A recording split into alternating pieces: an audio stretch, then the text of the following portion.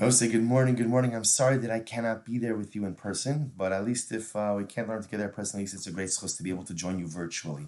So today's daf is Samech Gimel 63, and we are picking up Emir Hashem at the Mishnah on Samech Beis Amud Beis. Remember again, continuing in the discussion regarding an Eved who becomes a Nazir. So as we learned in the previous Mishnah, when an Eved Kenani becomes a Nazir, so the master does not have the ability to be Mefer, the neder, but he does have the ability to suppress the neder. So therefore the Mishnah says as follows. Avar mikenegdo, mikeneged panav. Here's the case. Eved becomes a Nazir and then he runs away from the master. So the shaila is, what is his level of obligation, or what's the impact of his neder naziros upon him when he has already run away from the master, or during the time that he is absent from the master. So Rabbi Meir says, lo yishta. Rabbi Meir says he cannot drink. He cannot drink. Okay? Rabbi Yossi says he can drink. So remember again, we're talking specifically, Eved became a Nazir, then ran away from the master. In that period when he is away from the master, what level of restriction does he have? Rabbi Meir says he can't drink wine. Rabbi Yossi says he can drink wine. What's going on over here? So says the Gemara, say that they are arguing regarding the principle of Shmuel. Because what does Shmuel say? Damar Shmuel, Hamafkir Avdo Yotza Lecherus. If a person makes his Eved Hefker ownerless, so the Eved goes free. Now, what does Hefker have to do with this? So the Rush fills in the blank over. The Rush says, The Rush says that since we're dealing with a case where the Eved ran away, the assumption is that once the Eved runs away, the master really despairs of ever being able to go ahead and recapture the Eved, and therefore essentially the Eved becomes Hefker. The Eved becomes ownerless. Eved becomes ownerless. So therefore, again, that the Gemara explains is the connection over here. So therefore, maybe what's happening is like this. So let's just put the pieces together. Eved goes in and takes a neder nazirus. So remember again, we saw before that when the Eved is under the purview of the master has the ability to suppress the neder. Now, Eved ran away. So the shaila now is, when he's in this state of being away from the master, what level of obligation or restriction does he have? So Rabbi Meir says he can't drink wine. Rabbi Yossi says he can drink wine. So the Gemara is suggesting maybe what they're arguing about is a statement of Shmuel. Shmuel holds that when you're mafkir in Eved, right? You make an Eved hefker, he goes free, and he doesn't even need a document of emancipation. Now, why is this like a case of hefker, our case? Because the assumption over here is that when the Eved runs away, the master really doesn't have high hopes of getting him back. So the Gemara suggests maybe Rabbi Meir is like the Shmuel. Rabbi Meir holds of Shmuel, and therefore Rabbi Meir holds that when an Eved runs away, the master essentially gives up hope of ever recovering him, which effectively means that the Eved becomes free. Well, if the Eved becomes free, he's obligated to observe his neder nazirus, and therefore again he can't drink wine. Rabbi Yossi Leslie, this Shmuel, versus Rabbi Yossi, who doesn't hold of Shmuel. Rabbi Yossi holds no, the master doesn't give up hope of getting him back, and therefore halacha l'maisa, he's still considered to be under the dominion of the master, and therefore his neder nazirus is still suppressed, and therefore halacha l'maisa, he has the ability to drink. To which the Gemara says, no, that's not it. The Choli Ames of the Shmuel, both say Shmuel's concept is a fact that is accepted halacha l'maisa. Namely, again, that if you make your Eved hefker, ultimately the Eved goes free without a document of emancipation. That's not the machlokes. So what's the machlokes? What is incredible? The man do Amar Yishta, the opinion that holds that the Eved could drink once he's run away, that's Rabbi Yossi. He holds sof mehader hadar. The Eved's going to come back. He's going to come back. Whether he's going to come back on his own or the master is going to find him, he's going to come back. Let him drink wine while he's on the run. This way, again, at least he does not become physically diminished. In other words, the Ev is going to come back. Whether he comes back of his own volition or his master captures him, he's going to come back. We don't want him to come back in a physically compromised state. We want him to be ready to work. So let him drink. Let him drink while he's on the run. This way, again, he keeps up his health. He keeps up his sustenance a little bit. Fine. Therefore, it's in the best interest of the master to let him drink. Listen to this. But the opinion who says that he should not drink, savar leheve leitzara. So the opinion that says that he shouldn't drink, Rabbi Meir says, no, don't let him drink. Because if he can't drink wine, then ultimately again he's going to have tsar. He's going to have pain. He's going to have discomfort. Why? And therefore, and if he has discomfort, ultimately again he'll come back to the master. In other words, deprive him of wine And that deprivation ultimately will send him back to the master. Because like from the Eved's perspective, what's freedom without the ability to drink a little bit of wine? And therefore, again, Allah Chamaisa, if he can't drink wine, he's going to come back to his master. Therefore, Rabbi Meir says, don't let him drink, because this will ensure he comes back to his master. And Chevra, I'll just tell you, it's such a profound Musar Haskell if you think about it. Here, right, the guy's an Eved. He's a slave. Right? And as much as, again, you have to treat your slaves humanely, and there's a whole code of conduct, but he's still an Eved. He doesn't have autonomy, he doesn't have freedom. And now he runs away. He has a shot at his own freedom.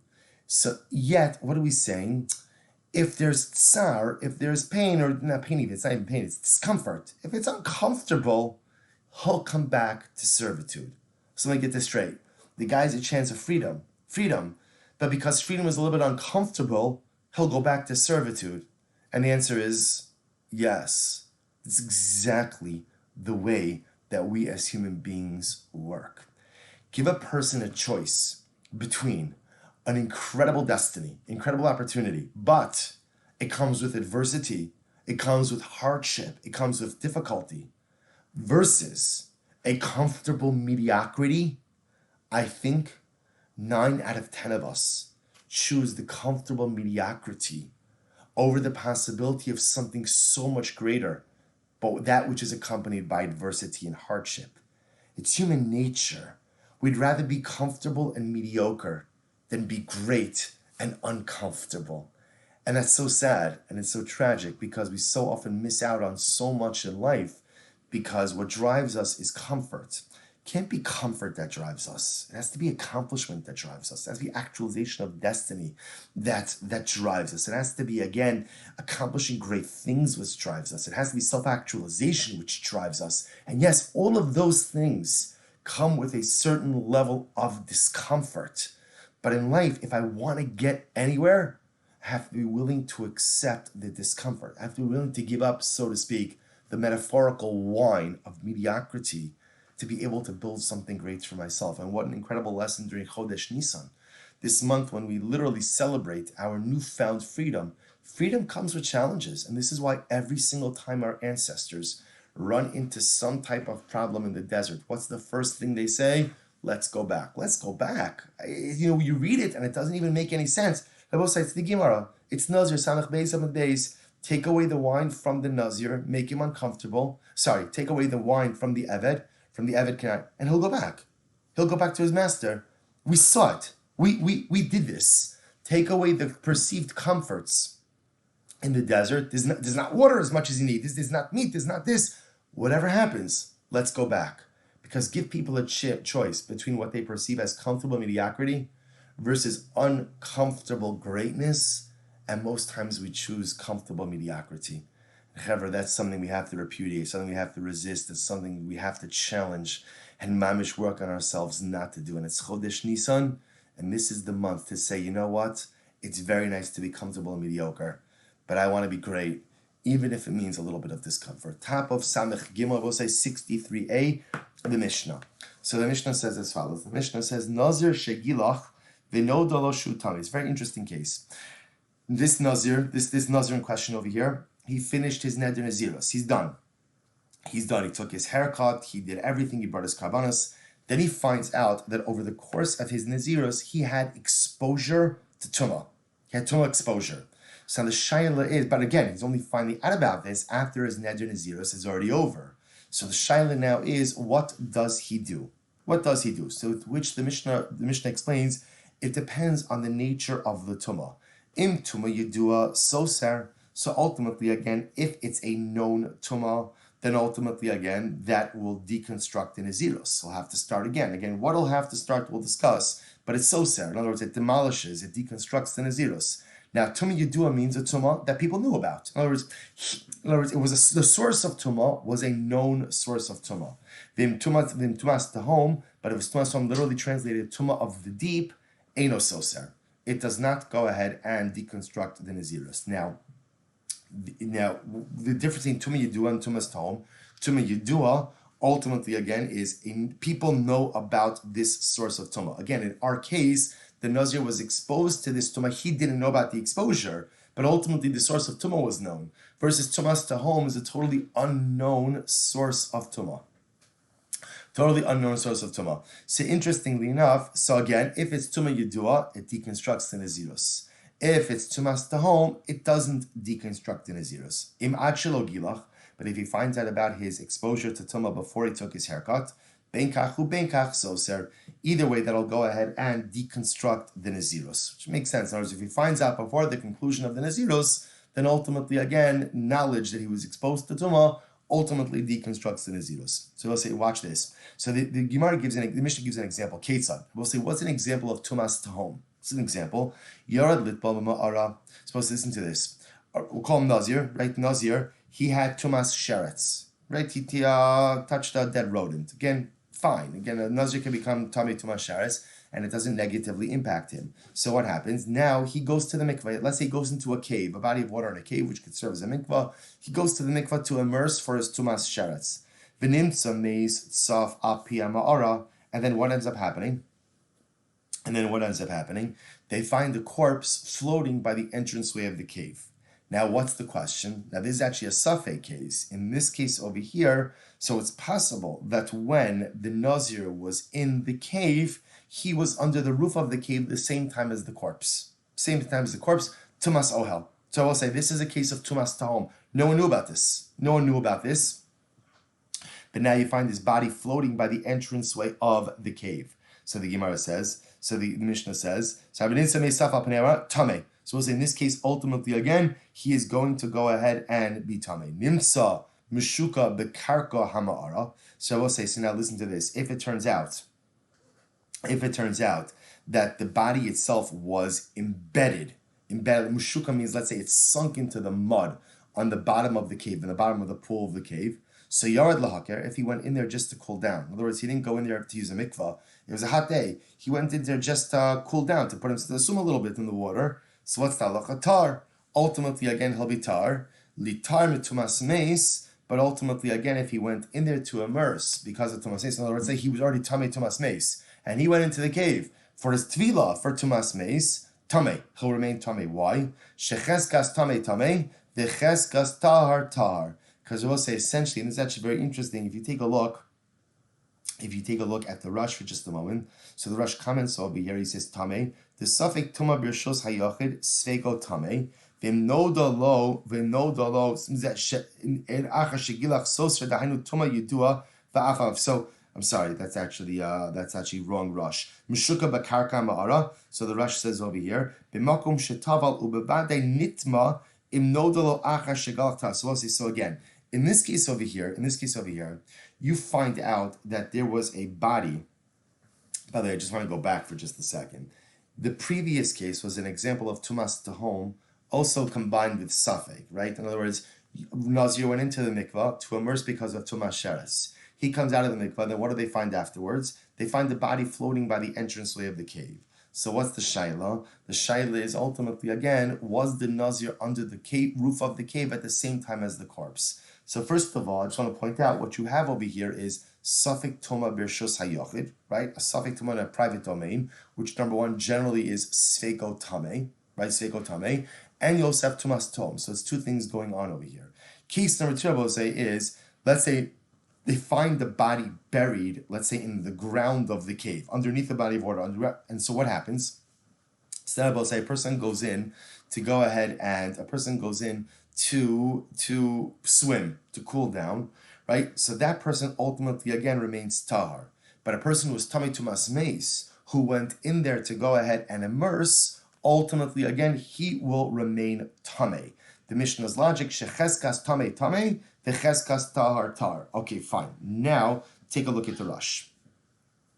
So shecheskas tamei, v'cheskas tahar tar. Hai raglaim l'davar lav dafka dahachi gemiri hilchusa. So we'll say what we're going to see is the Rush is explaining this from the beginning. This is all a halacha l'Moshe Sinai. All of this is halacha l'Moshe Sinai. So halacha l'Moshe Sinai number one is that if a Nazir concluded his Nazirite vow and then he found out afterwards that there was exposure to Tumah, so what's his status? It depends. If it's Tumah Yedua, he'll have to repeat the Neder Nazirus. How much of it we'll discuss. if it's tumas tahom, he doesn't have to repeat. Why the distinction? Why the distinction? Tumas tahom. Halach Moshe Sinai. Case number 2, they find out afterwards that there was a body buried on the bottom of in the dirt in the cave underneath the body of water. But we only find about this afterwards. So case number 1 is the guy went in there to swim. Case number 2 is the guy went in there to be metaher himself from tumas meis, an immersion. So what's the status? The tahar guy remains tahar. The tameh guy remains tameh. Now we'll say why. Once again, halacha lamoshe misinai, about the laws regarding tumas tahom, unknown tumah, that only becomes known after the fact. Okay, beautiful. Says the Gemara. So from where do we know this? I will say, so where do we know what? Where do we know? Now that's the thing. The Rush gave it away a little bit about tumas tahom being halacha lamoshe misinai, but the Gemara kind of wants to work through this. So menahani means, from where do I know about the case of where a Nazir finished his neder naziros, right? He's totally done. And then what happens? He finds out afterwards that he had tumah exposure to tumas tahom, to unknown tumah. So now the Mishnah told me that has no impact on his naziros. He doesn't have to repeat anything. Where do I know that from? Amar Elazar. So Elazar says, the Amakra, v'chiyamos meis alav bepesa pitom.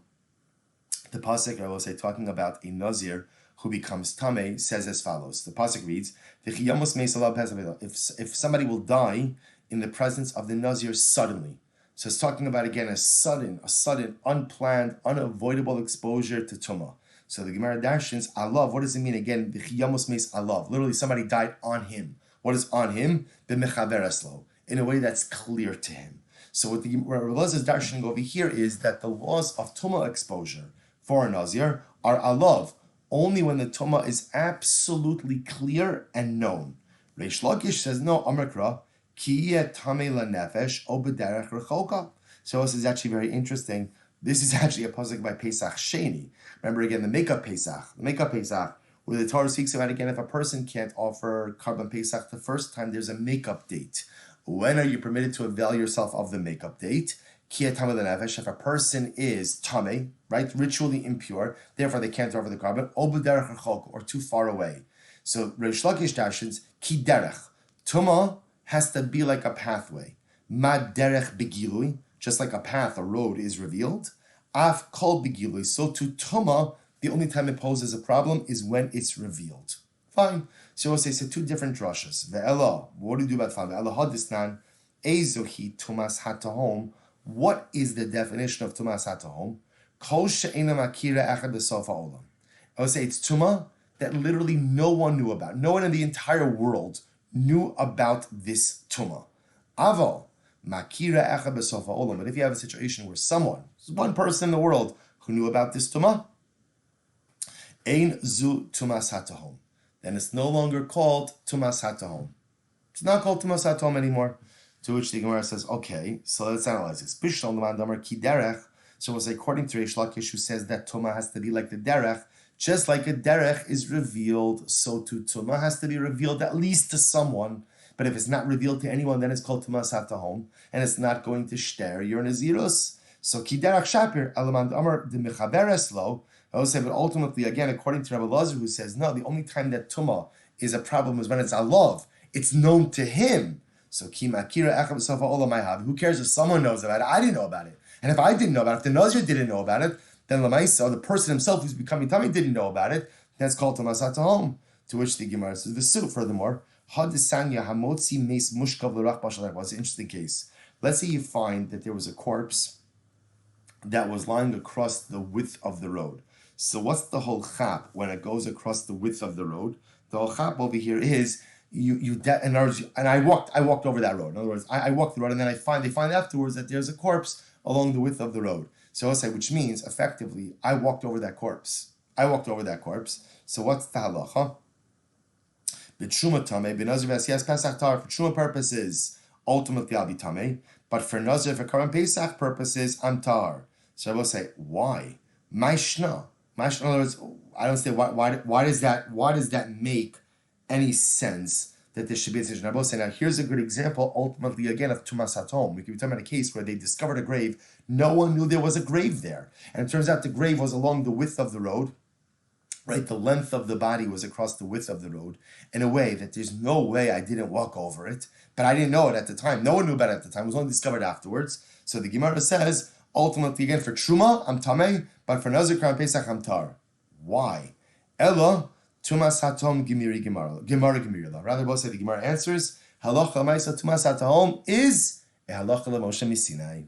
It's Halacha Moshe Misinai. And I will say, what's the beauty of saying Halacha Lamoshe Misinai? It is what it is. If you look at the Rosh, so the Rosh says, "V'kra ma'isi le'el asmachta v'almaninu v'dafka le'nazir v'osa pesach gemiri."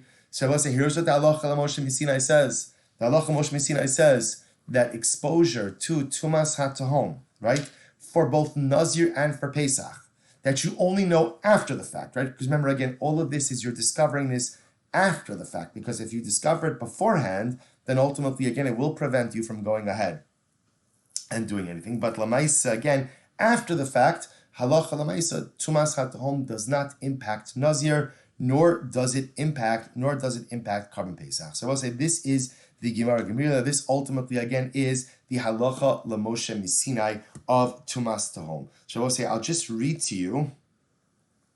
I just want to read to you the Rambam. So the Rambam here, I will say this is in Perek Vav and Hilchos Naziros. So the Gemara says as follows. So Perek Vav, I just want to read you the Halacha Tes Zayin. So I will say here is the Halacha.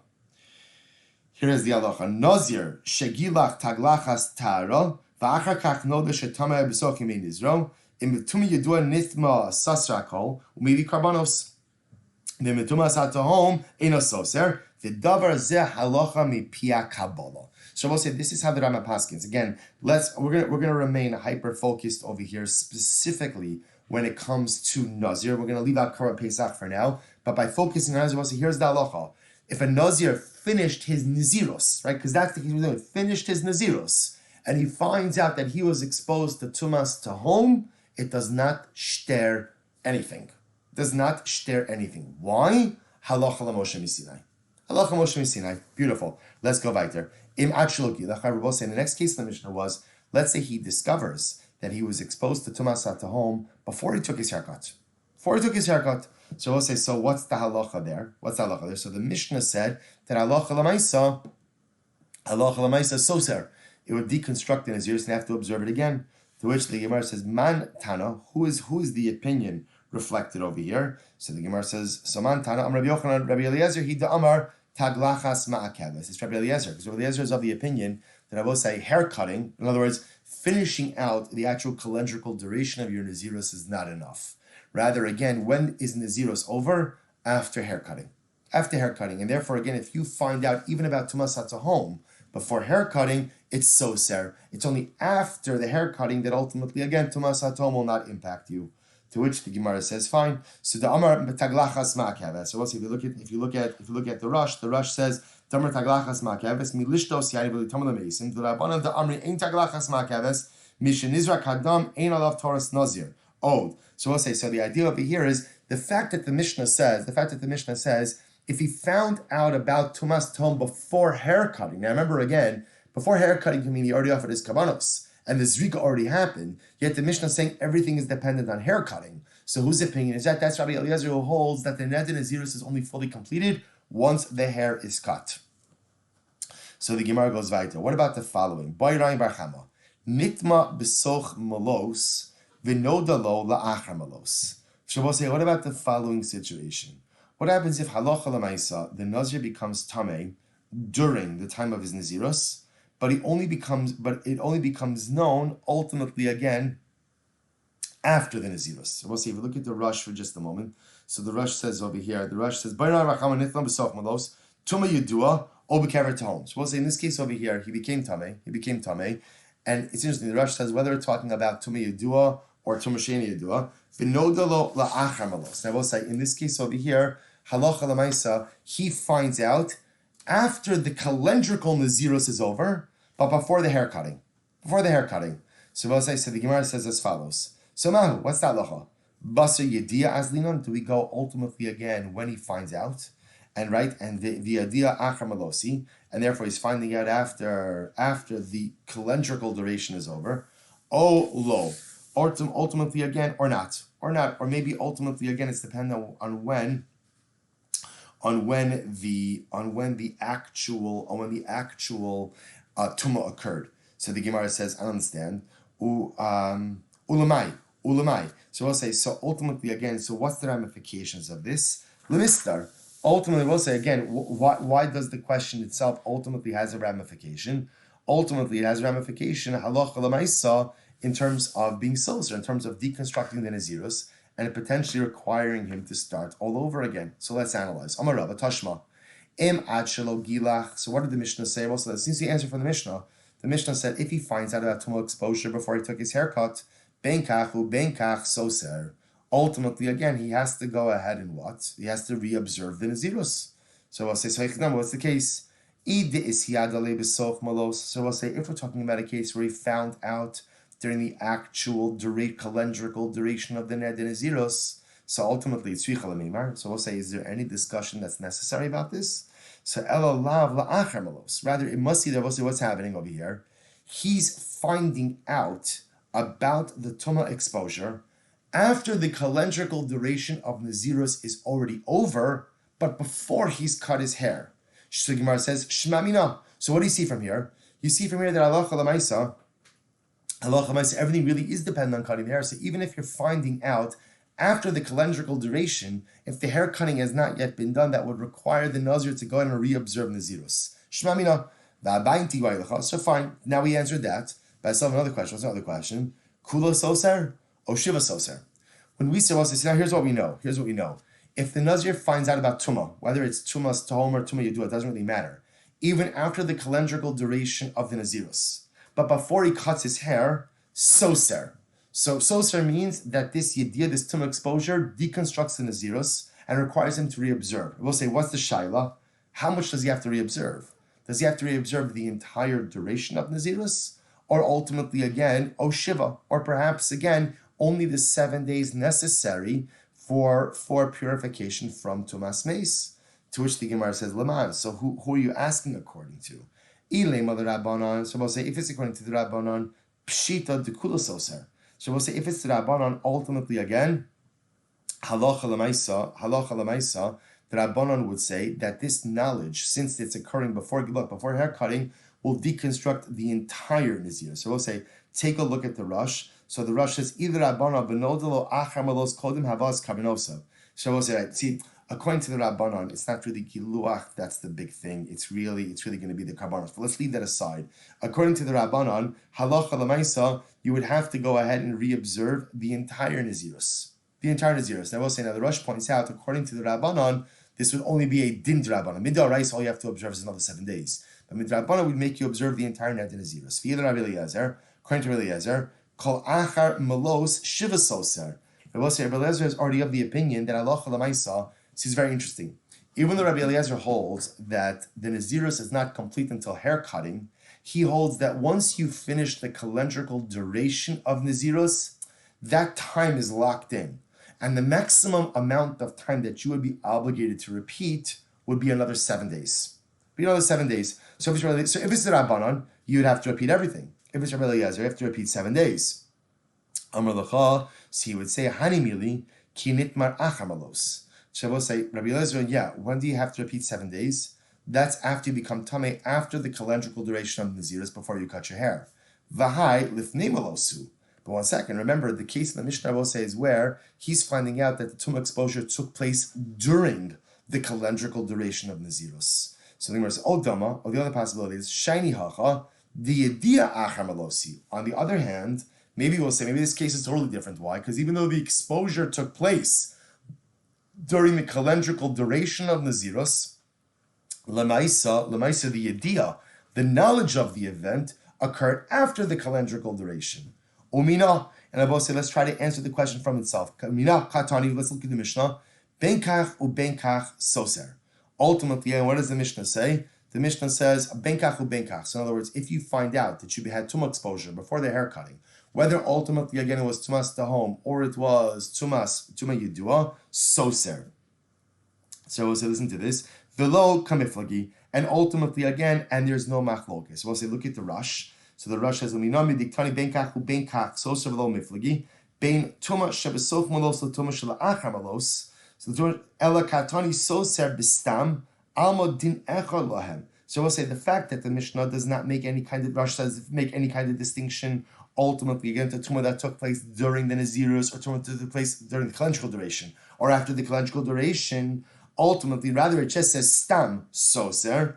Alma the Rosh says therefore din echad lahem the commotion nodalo achar malos al tumah she'achar malos eno soser elazayin hu adin nodalo ala tumah shelifnei malos shmamina de basar yadina yadia azlinan. So Rabbi said this is really interesting. So it turns out that halacha l'maisa really, when it says soser, the Rosh says, what the Gemara is saying over here is the Gemara according to the Rosh is explaining that really at most you're going to lose over here is 7 days. When we say soser, when the Mishnah says soser, so halacha l'maisa means you lose out on 7 days. You'll have to reobserve 7 days of Nazirus. Now the reason we're saying that is simply because since the Mishnah doesn't make a distinction whether the tumah exposure happened during the calendrical duration or after the calendrical duration. Instead, it just says soser, that tells us it's the same halacha. And therefore, what you're going to lose out on is 7 days. So therefore, it's incredibly important. So therefore, remember, case number 1 in the Mishnah was where the Nazir was finding out about his tumah exposure. When did he find out about it? After his Neder Nazirus was done.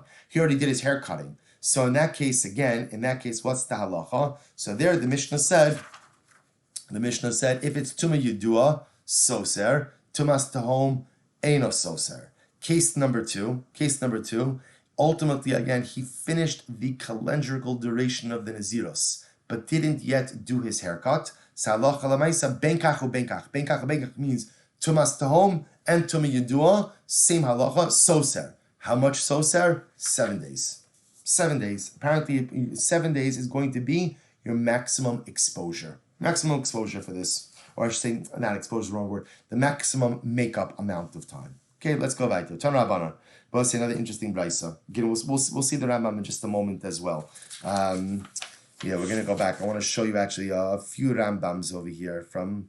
Okay, we'll come back. So we'll say Tan Rabbanan. Hamotzi meis mutal rachba shal derech. So another interesting case. Person finds a mace, similar to what we saw before. I will say the mace. Right, it's discovered that there's a grave. And the mace is buried lengthwise across the width of the road.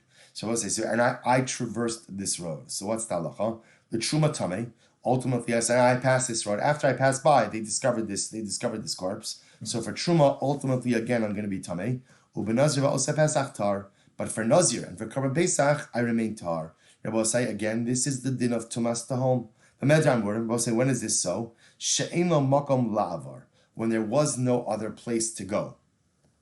Now, what does that mean? In other words, where I know for sure that I passed over the grave, right? That's when I'm going to be tameh for truma purposes. I know with absolute certainty that I passed by, right? I passed by. He says, and therefore, again, there's no way that I avoided tumas ohel. But if halacha l'maisa, there is a way across the road without having traversed the grave, then afla truma tar, then even for truma, ultimately, again, I'm going to be tar. Fine. Which makes sense. In other words, it's a safek. So if there was a way for me to go ahead and get across the road without going over the mace, then ultimately, again, I will be tahar. Fine, even for truma. So Medram, when is this true? Shematz or shalim. Furthermore, when else is this true? That it passing over this area, and then I found out after the fact that Allah Chalamaisa there was a grave there that I'm tameh for truma. That's only when you found the corpse intact. Shematz or shalim. Aval meshubar or mefurak. But Allah Chalamaisa again, if the corpse was broken or in pieces, afilu ein makom la'avar. Even if the corpse, the length of the corpse went across the entire width of the road, chayshin and shemar bein prakin avar. So maybe I went in between the pieces. In other words, if the corpse is disjointed, then the maisa, although the corpse stretches along the entire width of the road, maybe I passed by in between pieces of the corpse and therefore did not go ahead and encounter tumas ohel. But ultimately, again, if it was in a set grave, then ultimately, again, like in a tomb, then even if the corpse is broken apart, it's still tamei. Why? Ultimately, also because remember, the tomb essentially solidifies or makes the entire corpse into one mass of tumas mace, and therefore, again, if it's stretched the entire width of the road, I will be tamei. When is this so? When is this so? This is when I'm walking on foot. And I will say, now listen to this. Let's go back for just a second. Going back to the case where, let's say, the mace was in pieces. So if the mace is in pieces and not in a tomb, even if I walked right over, even for truma purposes, I could be tar, because there's a possibility that maybe I walked in between the pieces of the mace. When is that true? When I'm walking on foot? Aval ta'un, or rochu. But I will say, if I'm carrying a load, and I will say, if I'm carrying a load, the assumption is that the load extends outside of me, right, beyond me. So let's say again, can you imagine I'm carrying something on my back and it extends out. So now, even if I myself didn't walk over the mace, my load presumably did hover over the mace, and then it contracts tumas ohel. And if my load contracts tuma, I contract tuma as well. So the Gemara says, Avalton or Rachel, or for that matter, again, I'm going on a wagon, and if I'm going on a wagon, also the wagon definitely passed over mace. Therefore, I'll be tame. Why? Lefisha mahalich baraglov efshar lo shalo yiga v'shalo yasid v'lo. So what's because if I'm walking just myself, it's possible that if the mace is broken up into pieces, maybe I didn't come in contact, I didn't move any mace, and I didn't hover over any part of the mace. However, ta'un or rachov, but if I'm holding a load, or for that which extends beyond me, or rachov ramana wagon, it's impossible. It's impossible that halacha l'maisa, I didn't touch something, I didn't move something, or I didn't hover over something. So furthermore, again, I'm saying, when is this true? When is this true? When is this true? So ultimately, v'tumas tahom.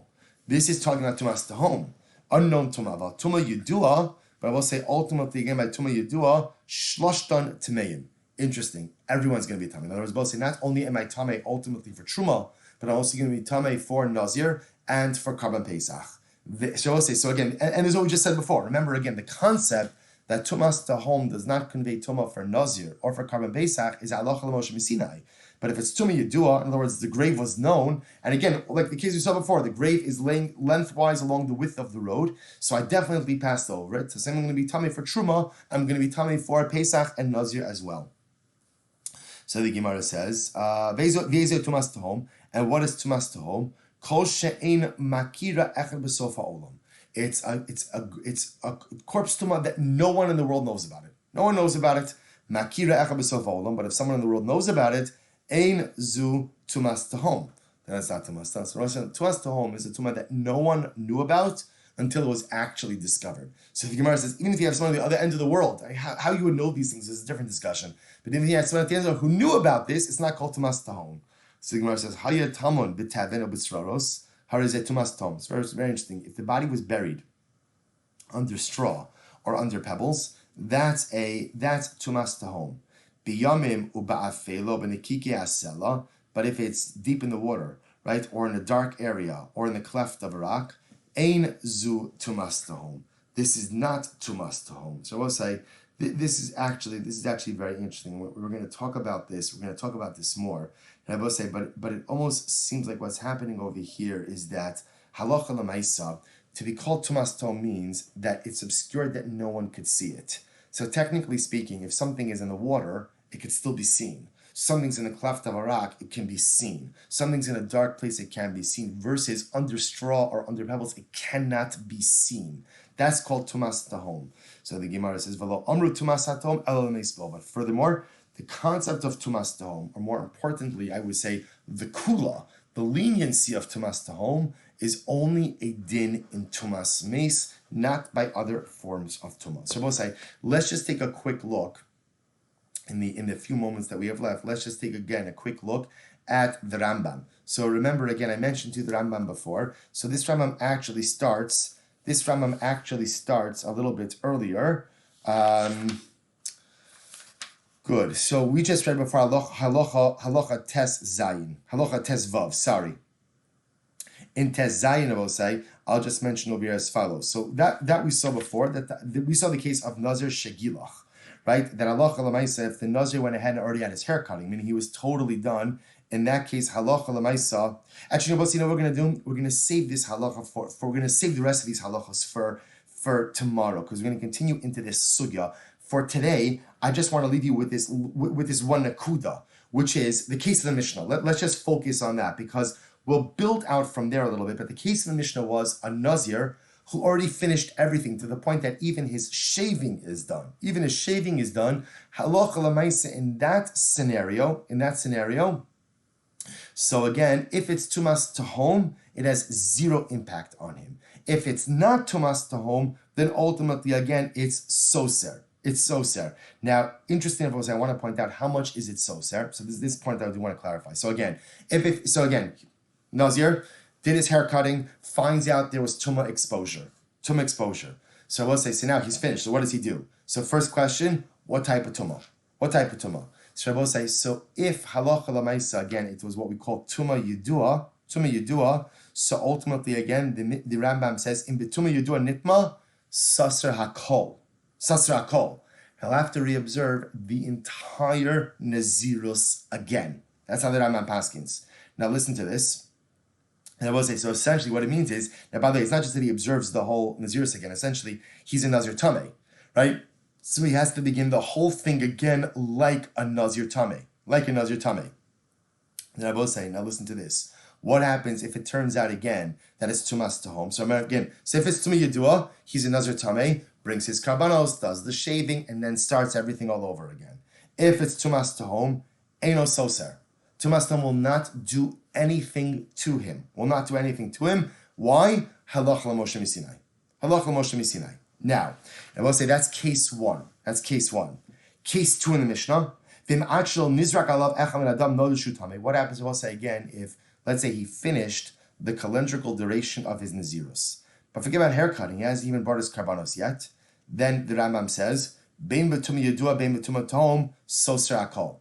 Like the Mishnah says, halacha l'maisa. So I will say, in this case, the calendrical duration of the Nazir is finished, but he had not yet begun his concluding rituals and rites. So no karbanos, certainly no head shaving yet. So I will say, now he finds out about Tumah, whether it's Tumah Yedua or Tumah Satahom, he has to start everything all over again.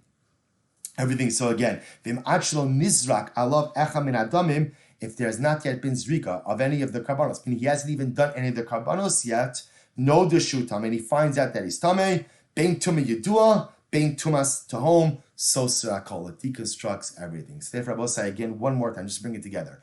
So working backwards. If the Nazir completed everything, in other words, he's already done with hair cutting, and he finds out there was a Tumah exposure during the duration of his Naziros, so we ask what type of Tumah. If it's Tumah Yedua, a regular form of Tumah, known Tumah, he just didn't know about it until now, Soser Akol. He's effectively treated like a Nazir Tameh. He has to again bring his karbanos for Tumah, restart his Naziros all over again. If it's Tumas to home, he doesn't have to do anything. Why? Halach l'Moshe Misinai. But if he finds out about Tumah exposure before his karbanos, even though he's finished the calendrical duration of his Naziros, but he finds out before karbanos that Allah Ma'isa again, he was exposed to Tumah, whether it's Tumah Yedua or Tumah Satahom, he has to start all over again. All right, so we'll stop over for today. We'll Emirat Hashem do more about Tumas to home, Emirat Hashem in tomorrow's daf. I'm sorry that I couldn't be there with you in person, but what an incredible schus to be able to learn with you. Shkach, everyone. Have a great, great day.